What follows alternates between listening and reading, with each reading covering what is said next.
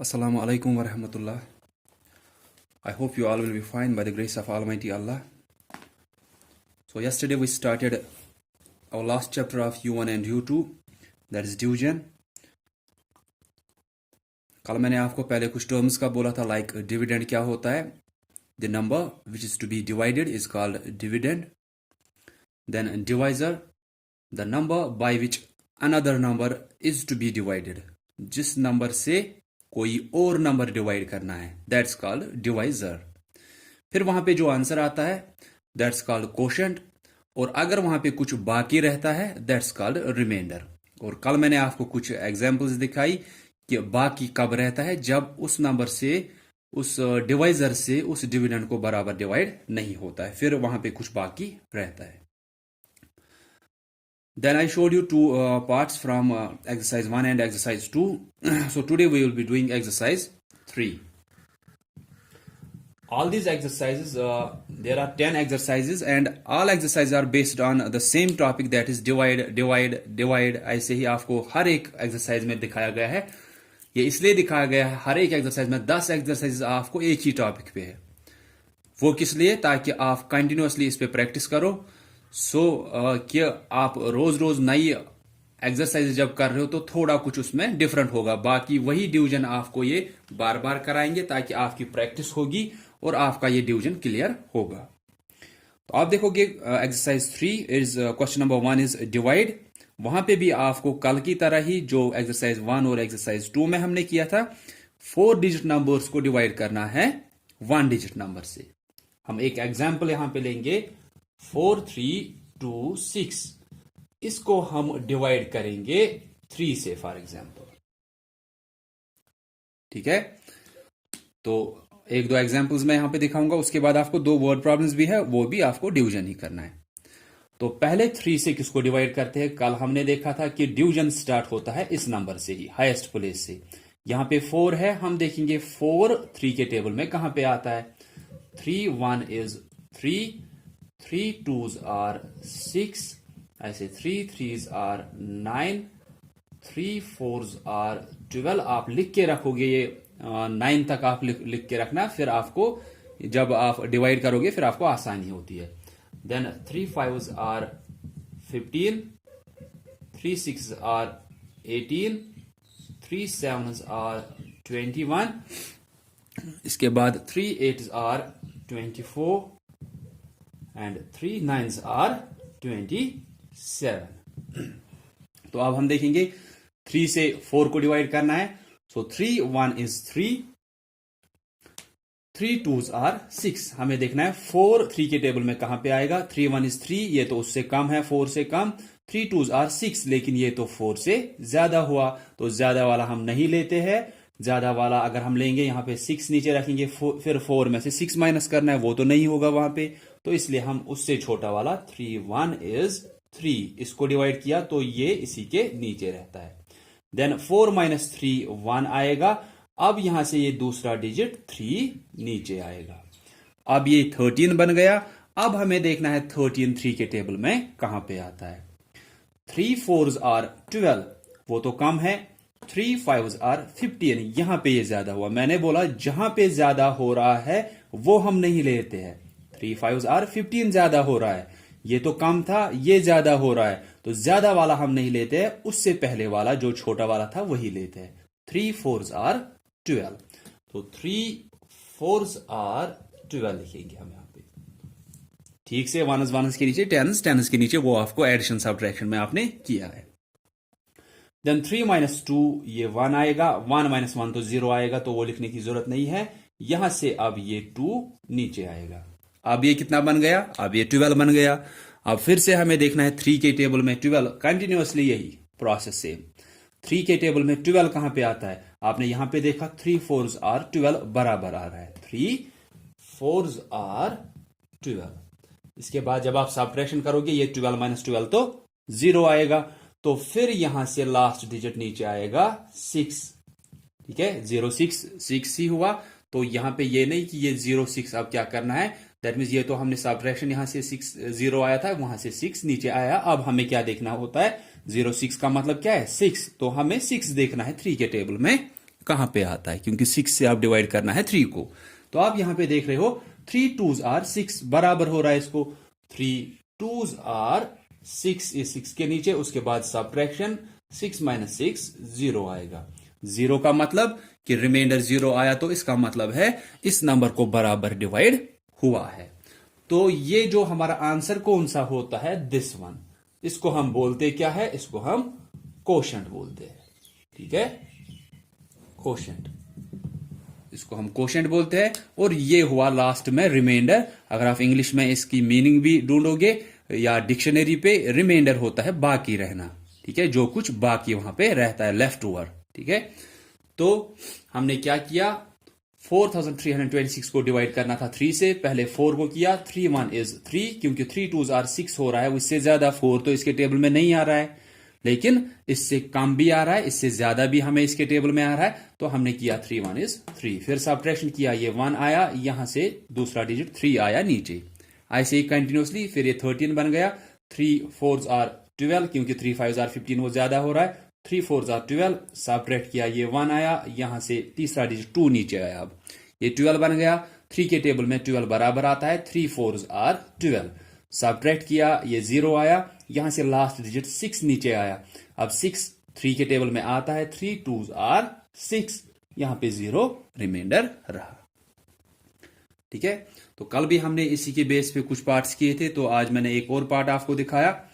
अब आप देखोगे वहां पे question number 2, 4 families decided to put in equal amounts of money to buy a water tanker for rupees 5872, कि 4 फैमिलीज ने डिसाइड किया, जैसे कि आपको पता ही है कि विंटर में तो पानी की किल्लत होती है, इसलिए इन्होंने क्या डिसाइड किया, कि इन्होंने डिसाइड किया कि हम, ये 4 फैमिलीज थी, इन्होंने डिसाइड किया कि हम एक वाटर टैंकर लाएंगे एक साथ। 4 घर एक ही जगह पे रह रहे थे, तो उन्होंने डिसाइड किया कि हम एक वाटर टैंकर लाएंगे। वो कितने में आ रही है इनको, 5872 में आ रही है इनको। ये रुपीज की साइन यहां पे होती है। ठीक है, रुपीज ऐसे भी हम लिखते हैं, और रुपीज ऑफ RS ऐसे, उसके बाद डॉट ऐसे भी लिखते हो। ठीक है, आजकल आप ऐसे यूज करते हो रुपीज की साइन। ठीक है, तो रुपीज 5872, ये क्या है कि वाटर टैंकर इन 4 फैमिलीज ने सोचा कि हम लाएंगे, बराबर बराबर पैसे निकालेंगे और एक वाटर टैंकर लाएंगे, तो वो आ रही है 5872 में। उसके बाद पूछ रहे हैं how much money did each family give, तो हर एक फैमिली ने कितना कितना पैसा दिया होगा। ये हम एक छोटी सी एग्जांपल से यहां पे बोलेंगे कि एक चीज लाना है, 2 बच्चों को एक चीज लाना है, याद रखना, 2 चिल्ड्रन, 2 बच्चों को एक चीज लानी है। हम बोलेंगे कि वो चीज आ रही है 10 रुपीज में। ठीक है, 2 बच्चों ने सोचा कि हम एक चीज एक साथ लाएंगे, लेकिन वो आ रही है 10 रुपये में, 10 रुपीज में। ठीक है, 2 बच्चों ने सोचा कि हम बराबर बराबर पैसे निकालेंगे, और एक चीज, कोई चीज उनको शॉप से अच्छी लगी, उन्होंने बोला वो हम लाएंगे, तो वो टोटल आ रही है 10 रुपए में। ये वैसा ही है कि टैंकर एक लानी थी उन 4 फैमिलीज को। ठीक है, 4 फैमिलीज को एक टैंकर लानी थी, उसकी प्राइस दी है। वैसे ही 2 बच्चों ने एक चीज सोचा लाएंगे, उसकी प्राइस 10 रुपीज है। इन्होंने सोचा हम बराबर बराबर पैसे देंगे, जैसे इन फैमिलीज ने सोचा था हम बराबर बराबर पैसे देंगे। अब अगर हम बोलेंगे कि एक बच्चे को कितना देना है फिर, या एक बच्चे ने कितना दिया होगा, आप खुद ही सोचो इसका आंसर क्या आना चाहिए। Before doing addition, subtraction, multiplication, division, पहले ही आप सोचो कि हर किसी को कितना देना हो सकता है। वहां पे टोटल कितने में, 10 रुपए में आ रही है चीज।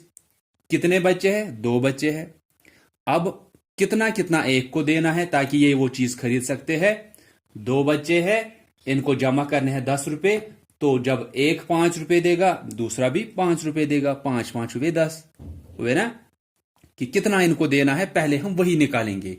इन छोटे नंबर से हम पहले देखेंगे हमारा आंसर क्या आना चाहिए। आपको क्या लगा कि 2 बच्चे हैं, 10 रुपए इनको जमा करने, तो हर एक कितना देगा, 5 5 रुपए। अब हमें देखना है यही 5 जो है ये हमें कैसे मिलेगा इन 2 नंबर से। आपको एक ही चीज दी है कि 2 बच्चे हैं उनको 10 रुपए जमा करने हैं। अब हर किसी को कितना देना है, हमें पहले ही निकला कि वो 5 आना चाहिए। अब वो 5 इन दो से ही हमें कैसे मिलेगा? आप सोचोगे हम ऐड करेंगे 10 और 2, ये तो 12 आ रहे हैं, वो तो नहीं आना चाहिए, हमारा तो 5 आना चाहिए। सब्ट्रैक्ट करेंगे, वो तो 8 आ रहा है, नहीं ऐसे भी नहीं, दैट मीन सब्ट्रैक्शन भी नहीं करना है। चलो मल्टीप्लीकेशन करते हैं।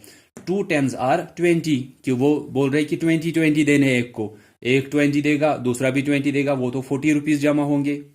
ठीक है, अगर हम वैसे सोचेंगे ऐड का, एक हम निकाल रहे एक का, कि एक दे रहा है, हम बोलेंगे कि 10 और 2 को ऐड करेंगे, 10 + 2 12 हुआ, एक बच्चा 12 दे रहा है, दूसरा भी 12 देगा, वो तो 24 रुपीज आ रहे हैं।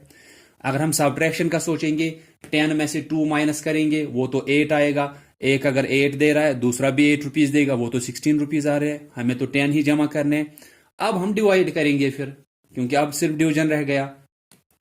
10 को डिवाइड करेंगे, क्योंकि हमारे पास सिर्फ 2 ही चीजें दी है, ये याद रखना। हमारे पास एक तो 10 रुपए दिए है और ये 2 बच्चे।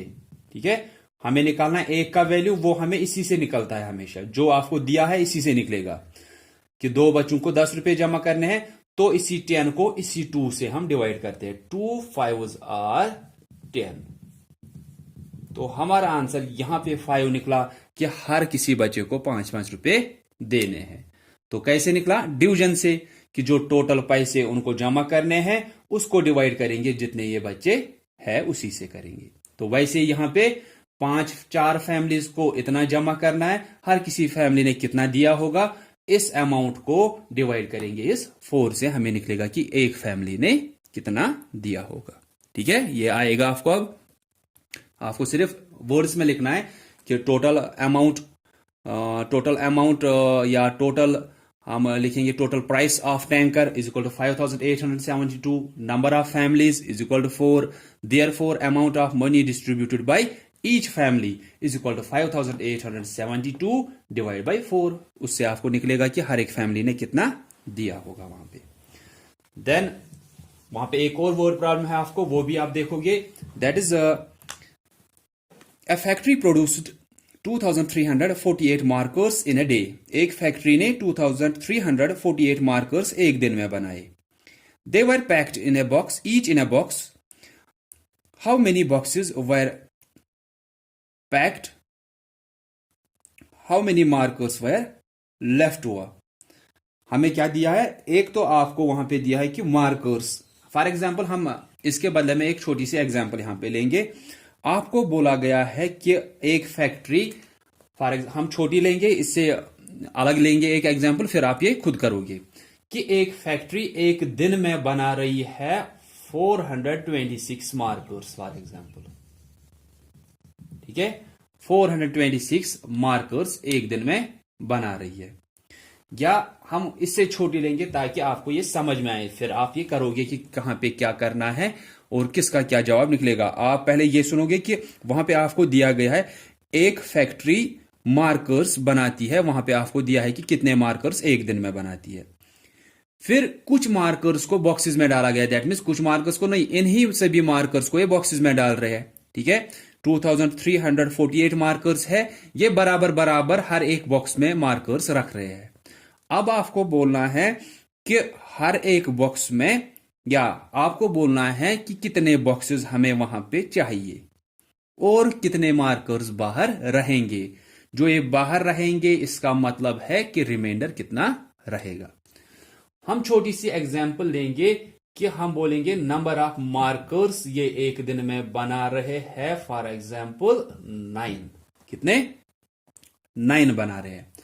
हम बोलेंगे कि नंबर ऑफ मार्कर्स